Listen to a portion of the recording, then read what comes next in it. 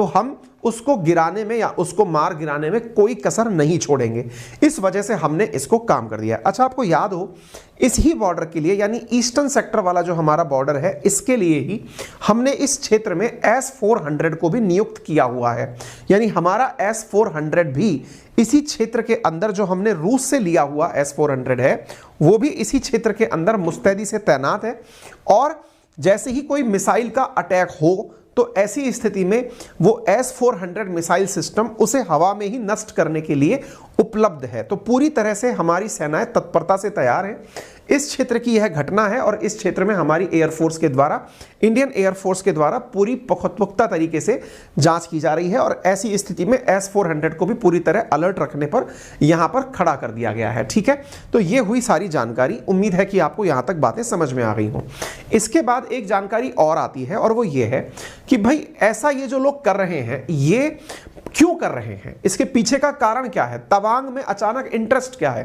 तो इसके बारे में कहा जाता है कि इसके कई वजह हैं। इनमें से पहला वजह यह है कि तवांग का यांगत्से क्षेत्र, जहां पर ये मतलब ये जो छिटपुट की घटनाएं आई हैं, असल में ये 17,000 फीट की ऊंचाई पर है। तो इस क्षेत्र पर यदि चीनी सेना आकर बैठती है तो वो अरुणाचल प्रदेश पर बहुत अच्छे से निगरानी रख पाएगी। तो पहला कारण तो ये बताया गया। दूसरा कारण ये है कि LAC क्रॉस करते समय ये अहम पॉइंट है तवांग जो क्षेत्र हम बार बार आपको मैप में दिखा रहे हैं, यदि आप इस मैप को ध्यान से देखें तो ये क्षेत्र काफी महत्वपूर्ण है। LAC क्रॉस करनी है किसी को तो यहां से सीधा भूटान पहुंचता है। तीसरा पॉइंट क्या है कि जब तिब्बत पर चीन ने कब्जा किया था तो यहां से दलाई लामा भाग करके जहां पहुंचे थे ना, सबसे पहले वो तवांग में ही पहुंचे थे। तवांग में बौद्धों का मठ है, बौद्ध भिक्षुओं का मठ है। तो ये जो मठ है ना, इसको चाइना अपने लिए इसलिए जान जीतना चाहता है ताकि दलाई लामा से जुड़ी हुई सब चीजें, चाहे फिर वो तिब्बत हो या फिर तवांग हो, उस पर उनका कब्जा हो।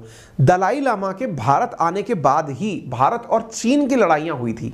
असल में चीन के द्वारा तिब्बत पर जब कब्जा किया गया था तो दलाई लामा भारत आ गए थे और उसी की प्रतिक्रिया स्वरूप भारत और चीन की जो सबसे पहली 1962 की वॉर थी वो हुई थी। वर्तमान बॉर्डर स्थितियां कुछ इस प्रकार से हैं। जो हम लोग अखंड भारत की बात करते हैं, कश्मीर के विषय पर जब हम बात करते हैं तो वर्तमान में हमारा कश्मीर का जो क्षेत्र है जो चीन के द्वारा अपने कब्जे में है वो इस प्रकार से आपको दिखाई पड़ रहा है।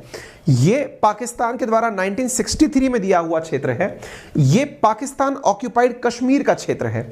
यानी भारत का जो वर्तमान में जिस क्षेत्र पर आज हम लोग विराजमान हैं वो ये वाला क्षेत्र आपको दिखाई पड़ता है। आप इस क्षेत्र को देख सकते हैं। ठीक है, इतना ही नहीं, इस क्षेत्र के ऊपर जो आप रेड डॉटेड देख रहे हैं, चीन इस क्षेत्र को, अरुणाचल प्रदेश के क्षेत्र को अपना बताता है। असल में क्राइसिस का जो पॉइंट है वो यहीं से निकलकर आता है। ठीक है, अब एक चीज मैं यहां पर आपको और बताता हूं। ये दो जो क्षेत्र आपने देखे, जिन क्षेत्रों को हम इस मैप के माध्यम से समझ रहे हैं, ये वर्तमान स्थिति है। समटाइम्स आप और हम बहुत ज्यादा ऑफेंड फील करते हैं कि मैप गलत लगा दिया।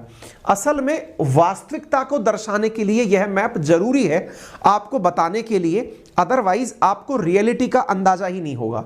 आपको पता ही नहीं चलेगा कि कन्फ्रंट हो कहां रहा है, लोग आपस में भिड़ कहां रहे हैं। आपको लगेगा इसके बाहर लड़ाई हो रही है, असल में वो अंदर लड़ाई हो रही है ना।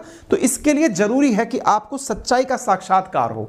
अब एक बहुत बड़ी चीज हम आपको यहां पर बताते हैं कि चीन की ये फितरत क्या है पड़ोसी क्षेत्रों को कब्जाने की, किस तरह से इसने अपना क्षेत्रफल बढ़ाया। तो देखिए, कहते ऐसा है कि चीन ने जब से आजाद हुआ है तब से अपने क्षेत्रफल में 43% जो भूमि है वो दूसरे देशों से हड़पी है।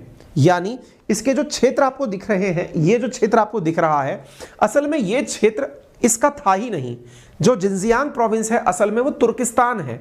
ये तुर्किस्तान का कब्जा किया हुआ क्षेत्र है जिसमें उइगर मुस्लिम रहते हैं। 45% उइगर मुस्लिम, 40% हान चीनी।